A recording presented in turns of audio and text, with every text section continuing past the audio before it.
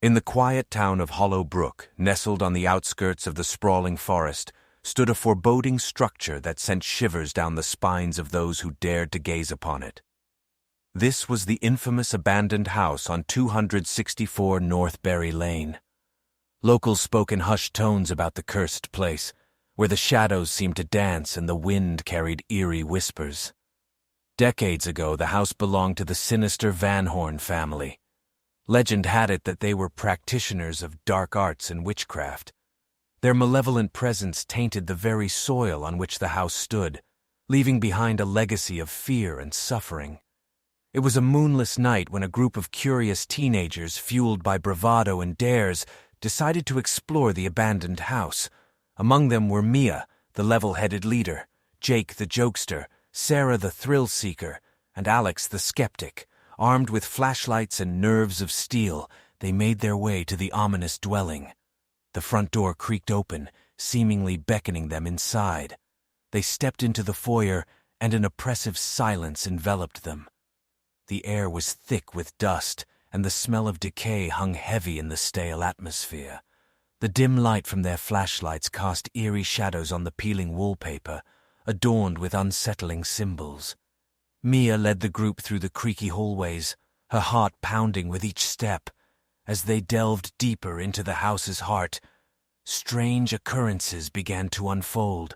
Doors slammed shut behind them, forcing them to push forward.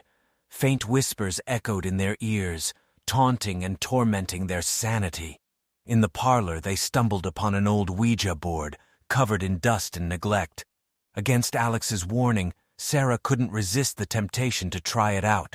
With trembling fingers, she placed them on the planchette and asked, "Is there anyone here?" The planchette quivered and began to move on its own, spelling out cryptic messages. The spirits seemed restless, their malevolence palpable. Panic started to set in as the planchette spelled out ominous warnings, urging them to leave. Ignoring the warnings, Jake decided to provoke the spirits further, making crude jokes and mocking their power. The atmosphere turned icy, and suddenly the candles in the room flickered and died, leaving them in complete darkness. Just as fear threatened to overpower them, a distant moan echoed through the house, growing louder with every passing second. The ground beneath them trembled, and the walls seemed to close in.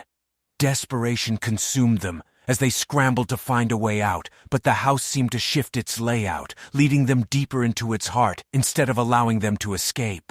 Mia's flashlight flickered, and in the brief moments of darkness, they caught glimpses of ghostly figures lurking in the shadows.